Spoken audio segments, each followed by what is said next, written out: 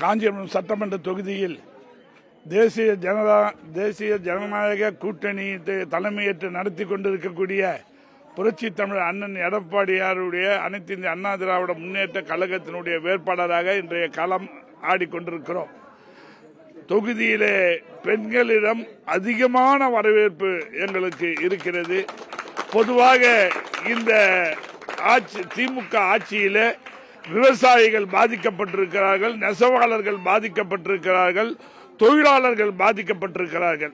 ஆகவே அனைத்து தரப்பு மக்களும் இந்த ஆட்சியை அகற்ற வேண்டும், புரட்சி தமிழர் எடப்பாடியார் ஆட்சி வர வேண்டும் என்று எங்களுக்கெல்லாம் சிறப்பான வரவேற்பை அளித்துக் கொண்டிருக்கிறார்கள்.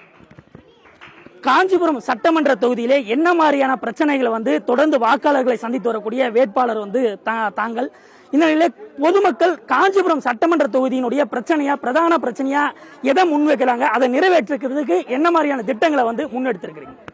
காஞ்சிபுரம் தொகுதி மக்களுடைய கோரிக்கைகள் பல இருந்தாலும் கூட குறிப்பாக காஞ்சிபுரத்துக்கு நல்ல மருத்துவமனை வேண்டும் என்று கேட்டுக்கொண்டிருக்கிறார்கள்.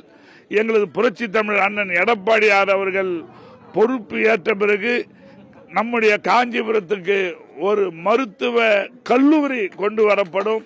அதேபோல மருத்துவமனை தரம் உயர்த்தப்படும். பேருந்து நிலையம், புதிய பேருந்து நிலையம் அமைக்கப்பட வேண்டும் என்று மக்களுடைய கோரிக்கை. அந்த கோரிக்கையும் நாங்கள் நிறைவேற்றுவதற்கு தயாராக இருக்கிறோம். குறிப்பாக விவசாய மக்கள் உற்பத்தி செய்யக்கூடிய அந்த நெல்லை ஆண்டு முழுவதும் நேரடி கொள்முதல் நிலையம் மூலமாக எடுக்க வேண்டும் என்ற கோரிக்கையை வைத்திருக்கிறார்கள். அந்த கோரிக்கையை நாங்கள் நிறைவேற்றி தருவோம். அதுபோல பாலாற்றிலே குறுக்கே தடுப்பணைகள் கட்டித்தர வேண்டும் என்ற கோரிக்கை வைத்திருக்கிறார்கள்.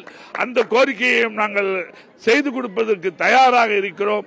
அதேபோல காஞ்சிபுரத்திலே இன்றைக்கு போக்குவரத்து நெரிசல் அதிகமாக இருந்து கொண்டிருக்கிறது.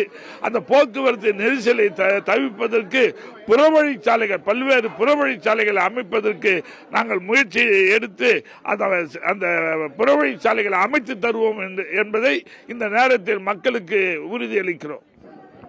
காஞ்சிபுரம் சட்டமன்ற தொகுதியில பிரதான 4 கட்சிகள் போட்டியிடுறாங்க. உங்களோட வெற்றி வாய்ப்பு எப்படி இருக்கிறது? வெற்றி வாய்ப்பு பிரகாசமாக இருக்கு.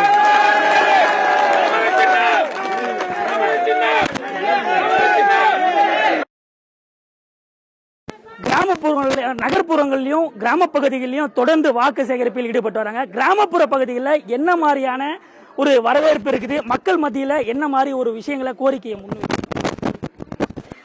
நாங்கள் கடந்த 10-15 நாட்களாக வாக்கு சேகரித்துக் கொண்டிருக்கிறோம். கிராமப்புறங்களில் இருக்கக்கூடிய மக்கள் 100 நாள் வேலை வாய்ப்பு என்பது எங்களுக்கு இல்லாமல் போய்விட்டது. இந்த ஆட்சியில 30 நாட்கள் கூட எங்களுக்கு வேலை இல்லை, அதற்கும் சம்பளம் கூட கொடுக்காமல் இருக்கிறார்கள். ஆகவே எடப்பாடியார் தான் கண்டிப்பா ஜெயிக்க போறாரு. ஜெயிச்ச பிறகு நீங்க 150 நாளா உயர்த்தி கொடுக்கணும். அதே போல சம்பளத்தை எங்களுக்கு வாரம் சம்பளம் கொடுக்க வேண்டும் என்று மக்கள் கோரிக்கை வைத்திருக்கிறார்கள். கண்டிப்பாக புரட்சி தமிழர் எடப்பாடியார் அவர்கள் முதலமைச்சர் ஆன பிறகு 100 நாள் வேலை வாய்ப்பு 150 நாளாக உயர்த்தப்பட்டு அந்த மக்களுக்கு வாரம் சம்பளம் வழங்கப்படும்.